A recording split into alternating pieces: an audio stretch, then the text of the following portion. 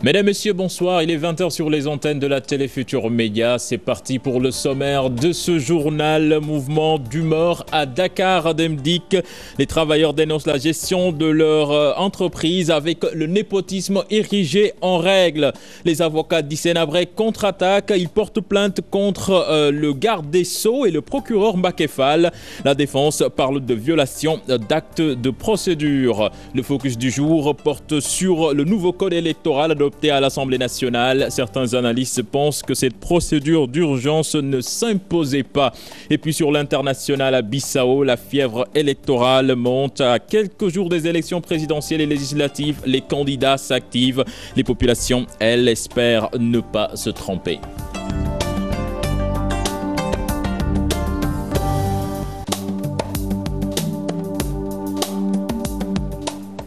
Mesdames, Messieurs, bonsoir. Sarah Cissé, bonsoir. Bonsoir, cher Tidiane. Alors Sarah, nous démarrons cette édition avec la grogne au sein du syndicat des travailleurs de Dakar Demdik qui dénonce une mauvaise gestion de leur entreprise. Des syndicalistes qui accusent le directeur général de l'entreprise de népotisme et lui reprochent une méthode de management qui laisse à désirer. Ces syndicalistes ont fait face à la presse ce matin. Ibrahima Kamara et Ibou Diouf. Rien ne va entre les travailleurs de la société de transport Dakar Demdik et la direction. Plusieurs points de revendication sont soulevés, parmi lesquels le népotisme et la mauvaise gestion. Général, il parachute à tous les postes de responsabilité ses proches venant de l'extérieur et nous laisse en rade. Un directeur de l'informatique est parti en départ négocié avec 50 millions de Dakar Demdik, malgré ses maigres ressources. Un an après, avec l'arrivée du directeur général, il revient par la petite porte se faire recruter encore à Dakar Demdik sous un contrat de prestataire. Ce contrat-là, les clauses du contrat sont encore plus scandaleuses que ces 50 millions qu'il a pris et revenir. Le pilotage à vue concernant l'extension des services à l'intérieur du pays est aussi décrié. Le président de la République a demandé à ce que Dakar Demdik soit Sénégal Demdik à travers le projet de transport interurbain. Nous avons une direction de l'exploitation. Monsieur le directeur confie la tâche des études de faisabilité à un informaticien et au directeur du centre de formation. L'autre tare de la société de transport, selon les syndicalistes, concerne les heures supplémentaires. Mais dans quel pays nous sommes? Est-ce qu'un inspecteur du travail peut penser un seul instant qu'un salaire de base d'autrui pourra être charcuté, diminué? C'est un échec, parce que compte tenu de ses positions, la dernière en date, c'est une note de service qu'il a sortie pour nous faire croire que le repos médical ne fait pas partie de l'amplitude de travail. Face à toutes ces revendications, les travailleurs ne comptent pas baisser les bras et promettent de revenir prochainement sur d'autres révélations. Ibrahima Kamara, merci. Direction Matama avec les populations de Sadel qui ont marché. Ce matin, ils exigent donc de meilleures conditions de vie et ils refusent également le rattachement de Sadel à la commune de Nguidilone. C'est une correspondance signée Ali Bandelian. Au moment où l'on s'achemine vers les élections locales de juin prochain, les manifestations de colère se multiplient dans la région de Matam. Après Tigéré et Tchankon Hiraï, les populations de Sadel descendent elles aussi dans la rue. Dans cette localité religieuse qui abrite chaque année l'une des plus importantes ziaras au cœur du Dandemayo, les jeunes ont tassé des promesses jamais tenues. Visiblement, l'espoir généré par l'arrivée de Macky Sall au pouvoir a fini par installer un sentiment d'impatience. Non seulement les Sadelois attendent toujours la création d'un lycée, mais ils ne digèrent pas la volonté du gouvernement de rattacher leur village à la commune de Nguidilone. Sadel a été d'abord le premier militant de l'APR, la seule localité au Sénégal où on compte une seule partie, une seule carte, où Macky a gagné plus de 1300 voix. Parce que Sadel avait pensé, parce que Sadel avait estimé que c'est Macky qui allait ressusciter l'espoir en nous, perdu depuis fort bien longtemps. Et puis encore, Macky veut sacrifier notre village en voulant nous intégrer dans une commune qui n'est rien d'autre que celui de son village maternel. Il va falloir marcher d'abord sur nos cadavres pour arriver à leur fin. Nous n'allons pas voter, nous, Sadelois. Il n'y aura pas d'élection locale à Sadel. Pendant qu'ils vidaient les écoles élémentaires du village pour plus de mobilisation à leur manifestation, des notables de Sadel annoncent le début de la mobilisation de ressources pour entamer les travaux de construction de nouveaux lycées. Ali Bandelnian, merci. Je vous l'annonçais en sommaire, Sarah, les avocats d'Hissène Habré portent plainte contre le garde des Sceaux et le procureur Mbacké Fall. Oui, les défenseurs de l'ancien homme fort de N'Djamena dénoncent des actes politiques et des violations d'actes de procédure. Selon le pool d'avocats, il ne peut y avoir de procès car les autorités sénégalaises semblent avoir déjà condamné leur client avant même de l'avoir entendu. Il faisait donc face à la presse ce matin. Compte rendu Daouda Sow et Pape Khalil Ndiaye. Les avocats d'Hissène Habré continuent de crier à l'injustice. Ils dénoncent une violation des actes de procédure. Selon eux, dans cette affaire, les poursuites contre leurs clients sont discriminatoires et ciblées. Nous avons une accusation qui accuse une seule personne d'avoir commis 40 000 meurtres. Parmi les personnes qui sont présumés être ses complices, il y en a plus de 120 qui sont encore au Tchad. Le président Idriss Déby a dit carrément à qui veut l'entendre qu'il n'extraderait jamais une personne tchadienne vers Dakar. Ces avocats mettent en cause les organismes des droits de l'homme et le procureur Mbacké Fall. Une plainte est déjà déposée contre ce dernier et le ministre de la Justice. Que M. Mbacké Fall ne se comporte pas avec la dignité et la réserve qui s'impose à un magistrat du parquet. Et nous avons déposé plainte à son encontre. Cette plainte est entre les mains du procureur général de la Cour suprême. Il a déposé des plaintes contre Sidiki Kaba. J'ai encore vu le doyen des juges d'instruction hier, qui n'a pas toujours signé l'ordonnance par laquelle il va accepter ou ne pas accepter notre constitution de partie civile. Le consortium engagé pour faire la communication du procès Habré est aussi pointé du doigt pour cause. Et on s'aperçoit que ce consortium de sensibilisation est dirigé par 3 organisations, dont une qui s'appelle RNC Justice, dont la directrice à Bruxelles est Martine Schottmann. C'est-à-dire que celle qui a fait les enquêtes sous le contrôle des services de sécurité tchadiens se trouve aujourd'hui bénéficier d'un marché juteux de sensibilisation, prétendument pour sensibiliser l'opinion internationale. Le pôle d'avocats de l'ancien président tchadien est catégorique. Leur client continuera à garder le silence, refusant de reconnaître les chambres africaines. Les avocats d'Habré parlent même d'une manipulation de l'enquête par les services de sécurité tchadiens. Nous parlons de tout à fait autre chose dans ce journal. Si vous avez recours à la vidange manuelle pour vider votre fosse septique, eh bien cette information, ce programme, je dirais même, pourrait vous intéresser. Un programme de l'Office national de l'assainissement du Sénégal. Oui, Sarah, l'ONAS vient donc de mettre sur pied la vidange mécanique pour faciliter l'évacuation des déchets, et cela à moindre coût. La banlieue dakaroise, première cible, nous disent nos reporters Fatima Ba et Diafara Ba. Supprimer la vidange manuelle et inciter les ménages à recourir à la vidange mécanique, c'est l'objectif de ce programme conduit par l'Office national de l'assainissement du Sénégal. Plus de la moitié des ménages disposent de systèmes d'assainissement autonomes. L'essentiel aussi, utiliser des systèmes de vidange manuel qui n'est pas bon ni pour la santé ni pour l'environnement. C'est à ce titre que l'ONAS a initié ce projet de restructuration du programme des bouts de vidange à Dakar. D'abord la construction d'une station d'épuration à Kermassar, la réorganisation des vidangeurs mécaniques et entre autres aussi la valorisation des sous-produits pour que les bouts ne soient pas des déchets mais des déchets qu'on puisse valoriser pour produire de l'énergie entre autres. Pour l'instant, le programme de structuration du marché des bouts de vidange cible la banlieue dakaroise, notamment les départements de Pikine et Guédiawaye. Si on fait une cartographie de Dakar, on va se rendre compte que la majorité des populations qui sont à l'assainissement autonome, c'est-à-dire utilisent des fosses ou des latrines, vivent à Pikine et à Guédiawaye. C'est la raison pour laquelle l'ONAS focalise son intervention dans ces zones et on se rend compte également que d'un point de vue du profil je dirais économique, les populations les plus démunies vivent également dans ces zones.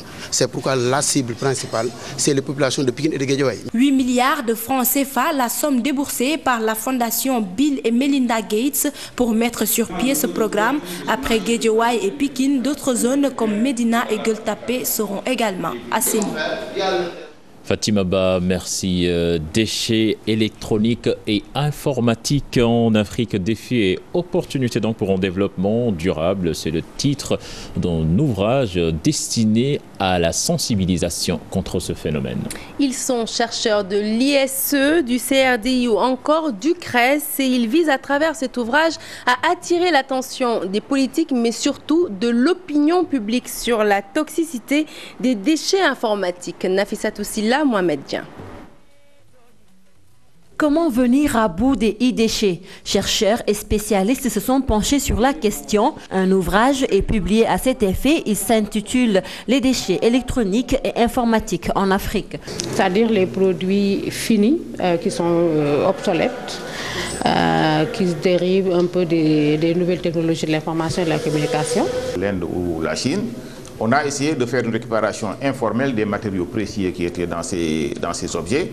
Malheureusement, comme il y a des produits nocifs aussi dans ces appareils, bon, le résultat n'a pas tardé. On a vu les maladies. Si les spécialistes s'intéressent à cette problématique, c'est parce que ce nouveau type de déchets présente un danger permanent quant à l'exploitation des matériaux. Parce que ces produits contiennent des produits nocifs, tels que le plomb, le mercure, entre autres. Une récupération artisanale peut causer des dégâts, comme on l'a vu dans la banlieue de Dakar, à Thiorey, où la récupération du plomb a causé la mort d'une trentaine de personnes.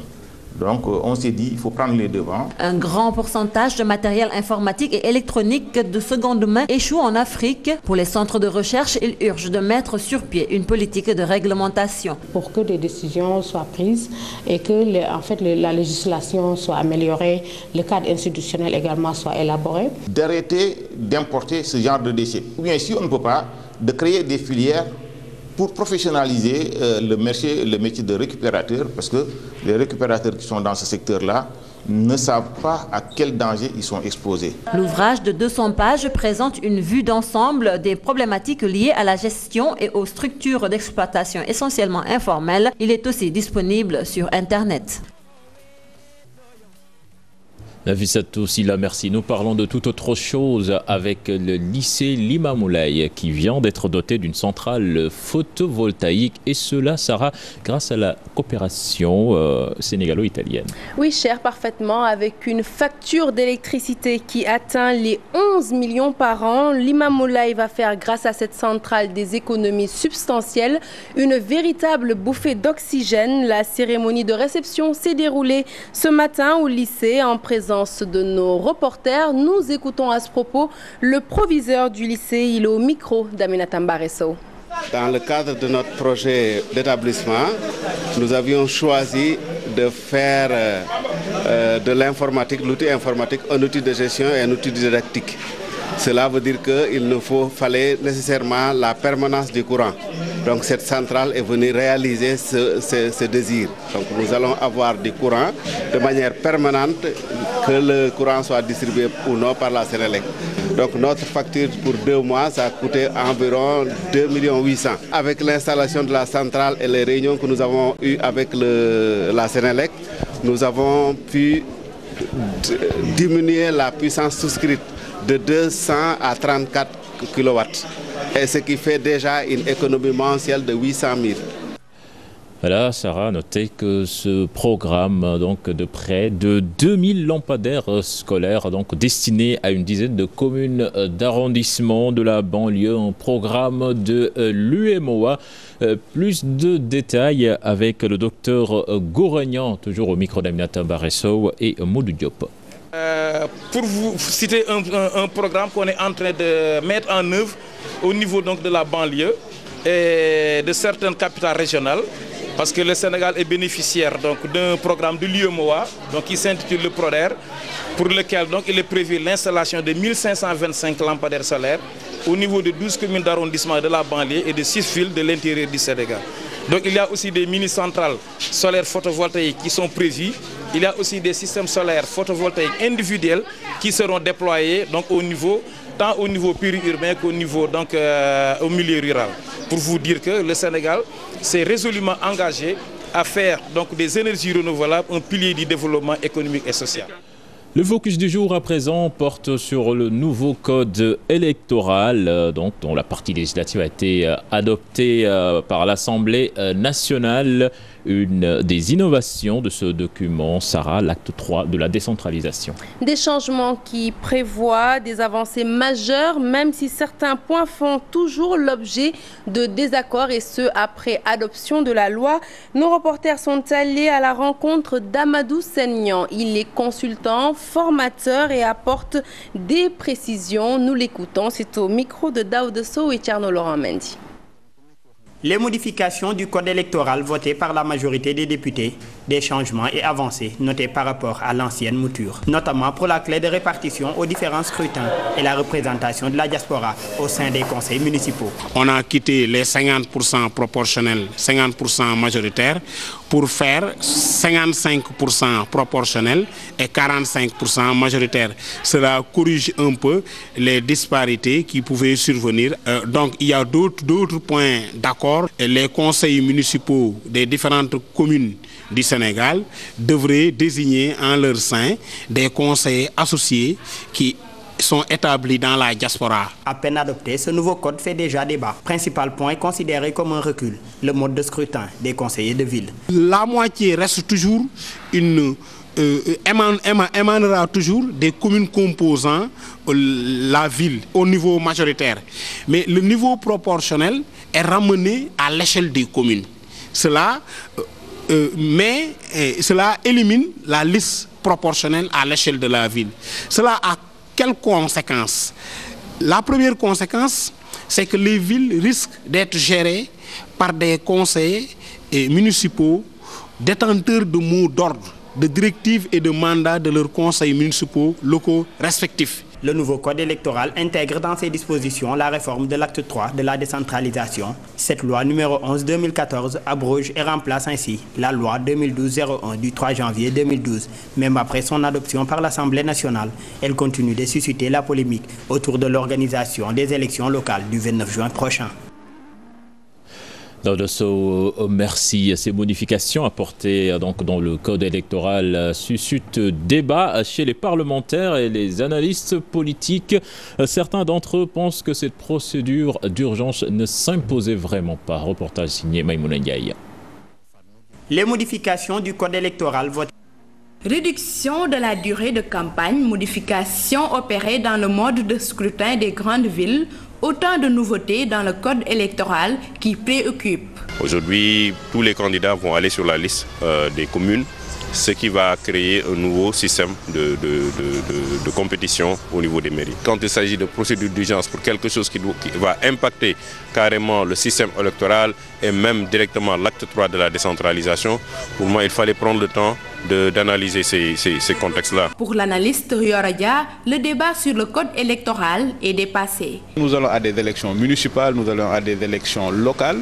Il serait bien qu'on ait des débats sur les véritables enjeux locaux entre la majorité et l'opposition. Quelle est la différence entre la majorité et l'opposition sur les questions purement locales, comme le transport, l'éducation. Mais malheureusement, quand on voit l'histoire de notre pays, depuis 1983, chaque fois à l'approche d'élection, le débat porte essentiellement sur la question électorale. Autre point qui ne fait pas l'unanimité, l'introduction des langues nationales, une modification, un long processus. Ce qu'ils ne maîtrisent pas, tout simplement, c'est peut-être la lecture et l'écriture. Et là, il faut leur apprendre. Il y a des gens déjà qui sont alphabétisés dans les langues nationales. Il y en a d'autres qui peut-être ont un certain niveau en français, niveau CE1, CM1, etc. Ces gens-là, en fait, ils sont alphabétisés. Il faut simplement les initier à l'écriture des langues nationales. En tout état de cause, les responsabilités sont dégagées, le manque de consensus demeure.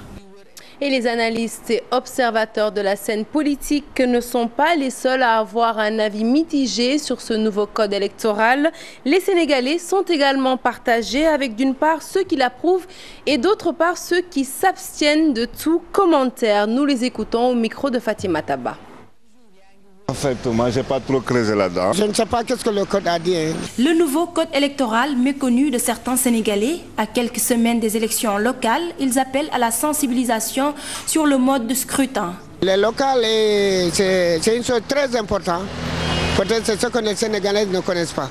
Parce qu'en local, ça veut dire de faire chez toi, d'essayer de travailler chez toi. Si tu veux réellement travailler pour ta région ou pour le Sénégal. Pour d'autres qui suivent l'actualité politique, le mode de scrutin des grandes villes est à saluer. Ce sont les Sénégalais qui ont élu le président de la République. Donc chaque contrée doit être en mesure d'élire son leader. C'est plus légitime, à mon avis. Les conseillers, c'est toujours la population. Donc pour moi, c'est légitime. Je pense qu'il n'y aura pas de parachutage d'un côté comme de l'autre. C'est pour la première fois aussi nous allons vers des élections auxquelles les responsables, chaque localité va choisir son maire et que pour la première fois, nous n'allons plus avoir des maires qui nous seront imposés. Pour ce jeune homme, ce nouveau code électoral profite plus au président Macky Sall et ses alliés. Avec ce nouveau code électoral, c'est le président Macky Sall et ses alliés qui vont en profiter. L'opposition a raison de s'agiter. Mais bon, le dernier mot revient aux citoyens. Franchement, bon, quoi. On est en Afrique. Souvent, les partis au pouvoir, ils cherchent leurs intérêts. Les élections locales sont prévues le 29 juin prochain. Les Sénégalais interrogés espèrent disposer de plus de détails sur ce code avant les échéances. Fatima Ba, merci. Direction Bissau. À présent, Sarah, c'est la dernière ligne droite pour les candidats aux élections législatives et présidentielles. Parfaitement, cher Tidiane. Et les Bissau-Guinéens fondent beaucoup d'espoir sur cette élection et sur le prochain président pour mettre fin à l'instabilité chronique et remettre le pays sur les rails. Envoyé spécial à Bissau, Barkaba et Mor Kharma. À Bissau, les candidats aux élections présidentielles et législatives qui doivent se tenir dimanche prochain sont dans la dernière ligne droite de leur campagne. Et tous les moyens sont bons pour convaincre les électeurs.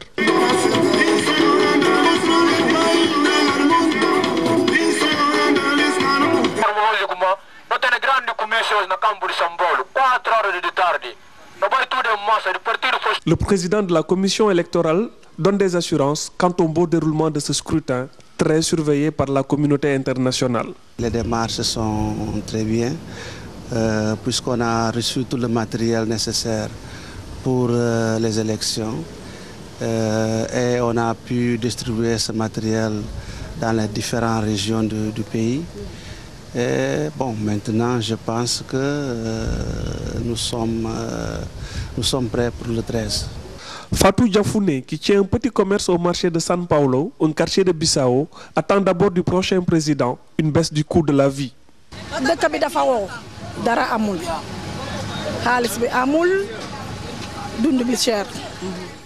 La vie est chère, le sac de riz coûte 17 500 francs, le litre d'huile est à 1000 francs et le kilo de sucre à 600 francs.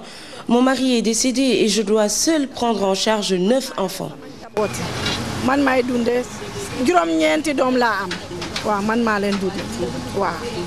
Chez les Bissau-Guinéens de tout âge, le son de cloche est le même. Ils n'en peuvent plus de la situation très difficile que vit leur pays. Le gouvernement qui va être, il faut prendre tous les gens pour prendre son responsabilité. Le premier, le militaire doit être dans le quartier pour travailler. Les docteurs, tous sont à l'hôpital, doivent être à l'hôpital. Hein? L'autre fonctionnaire doit être dans son travail et travailler pour notre pays. C'est ça que je veux pour mon pays. Je veux que celui qui sera le futur président, un président qui va construire la Guinée-Bissau et non un président qui va nous mener la guerre. Avec les élections présidentielles et législatives de dimanche, les Bissau-Guinéens espèrent tirer un trait définitif sur l'instabilité chronique qui caractérise leur pays. Barkaba, merci. Le reste de l'actualité internationale nous mène en France, en Belgique et en Centrafrique où près de 12 000 casques bleus donc, sont attendus dans les 6 prochains mois. C'est avec Dissa Prera. 12 000 casques bleus vont être déployés en République centrafricaine, une décision du Conseil de sécurité de l'ONU pour tenter de mettre fin à la spirale de violence entre chrétiens et musulmans. Désormais, la MINUSCA va remplacer la MISCA. La résolution 2149 prévoit le déploiement de 10 000 soldats et 1 800 policiers. Elle autorise également les 2 000 soldats de l'opération Sangaris à appuyer les casques bleus. Ces soldats vont dans 6 mois prendre la relève des 6 000 membres de la MISCA. La MINUSCA sera l'une des plus grosses opérations de maintien de paix de l'ONU avec un budget annuel évalué entre 500 et 800 millions de dollars.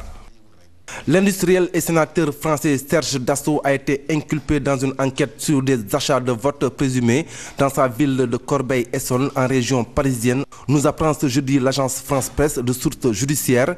Serge Dassault, 89 ans, une des plus grosses fortunes de France, a été notamment mis en examen pour achat de vote, complicité de financement illicite de campagne électorale et financement de campagne électorale en dépassement du plafond autorisé. Il est soupçonné d'avoir utilisé sa fortune pour assurer sa réélection à Corbeil-Essonnes, dont il était le maire de 1995 à 2009.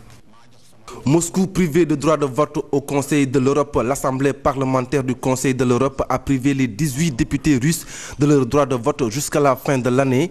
Une décision qui vise à marquer la condamnation et la désapprobation de Bruxelles face à l'annexion de la Crimée. Cette sanction implique aussi que les députés russes ne vont plus siéger dans certaines instances de l'Assemblée ni participer à des missions d'observation d'élections. Des sanctions qui sont valables jusqu'au 26 janvier 2015.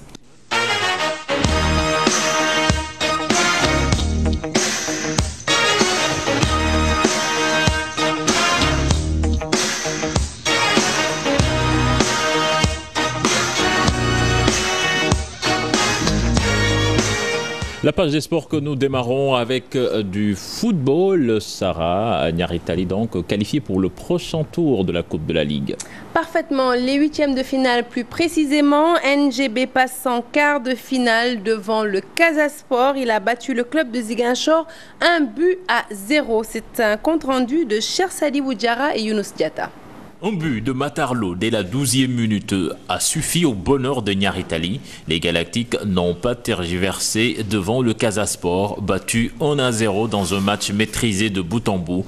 Une bouffée d'air pour le club qui végète en bas de classement de la Ligue 1. Il fallait un gagnant, on a gagné. Il faut simplement souhaiter que cette qualification, donc, qui signifie pour nous une continuation pour la Coupe de la Ligue, va aussi être une source de motivation pour pouvoir, disons, engranger en championnat les points qu'ils ont fait défaut. L'objectif, c'est d'aller jusqu'au bout. Maintenant, ce sont avec des fortunes diverses, parce que ce sont des matchs de coupe. Détenteur du trophée, le Casa Sport s'arrête en 8e de finale cette année. Une saison difficile. Le Casa Sport reste toujours le Casa. Nous, on est là. Oui, quoi, ça va venir. On a perdu aujourd'hui. Bon, c'est le football. Ça passe quoi. Aujourd'hui, on a perdu, je crois qu'il n'y a pas de souci. On va pousser en championnat et en Coupe du Sénégal. Pas le feu. On va pousser jusqu'à la fin. Jusqu'à la fin. Inch'Allah. Nyaritali est en quart de finale de la Coupe de la Ligue, vainqueur de la compétition en 2012. Le club espère rééditer l'exploit en fin de saison. Nous restons en foot avec la Ligue des Champions. Le Bayern de Munich faisait face à Manchester United, un match qui s'est soldé un but partout à l'aller. Les Allemands avaient battu sur le score de 3-1. Et puis pour Atlético Madrid face à Barcelone, c'est donc 1-0. Pour ce qui est du tirage au sort des demi-finales, ce sera connu demain, Chartidiane. Et on passe au tennis. Voilà, tennis avec la Française Manon Arcongoli, qui a éliminé son adversaire en 2-7-0. Donc cette pensionnaire du complexe Roland Garros vise haut. Son objectif est de remporter le pactole des 15 000 $. Je vous propose de suivre là-dessus le reportage signé Cheikh Tidiane John. Cette Française de 19 ans veut faire un grand chelem. Face à l'Allemande Michaela Friska, le match a tourné à son avantage. Ça a fait 6-4, 6-3. Et le premier set était plus serré que le deuxième. On était vraiment collés au score, etc. Et puis j'ai réussi à passer devant à la fin. Et ensuite, dans le deuxième, j'ai été lancée et j'ai mieux joué, j'étais plus libérée et voilà. J'ai joué mon jeu, je suis restée agressive, j'ai fait ce que je savais faire, donc voilà, me battre jusqu'au bout. Elle a joué rapidement et avec le vent, je dois prendre plus force à elle. Et pour cela, j'étais un peu défensif. Classée 477e au rang mondial de l'association de tennis professionnel, pour cette jeune Française, participer à un tel tournoi à Dakar revêt de plusieurs atouts. C'était un 15 000 $, et il n'y a pas beaucoup de 15 000 $ dans le monde. Et au lieu de faire un 10 000, c'est toujours mieux de faire un 15 000, donc on a fait un 15 000. Devant son adversaire, le succès est total pour la pensionnaire du complexe Roland-Garros, qui a déjà atteint le carré d'as. Toutefois, Arkan Joly croit encore à ses performances pour remporter la mise des 15 000 $. Cher Tidjane John, merci. C'est cet élément qui met en terme à cette édition. Sarah, merci. Merci beaucoup, cher Tidjane. C'était un plaisir. Alors, vous retrouverez tout à l'heure El Hadji Assane Gueye dans son émission Liti Pentimi, avec comme invité Maître El Hadji Diouf, Maître Fatima Sall, Oustaz Mortiam et le professeur Labib Ndiaye. Le thème, donc, la recrudescence des divorces au Sénégal. Prochain rendez-vous pour l'information, ce sera à 0h avec Ibrahima Khan. Excellente suite de programme en compagnie de la Télé Futurs Médias. Et au revoir.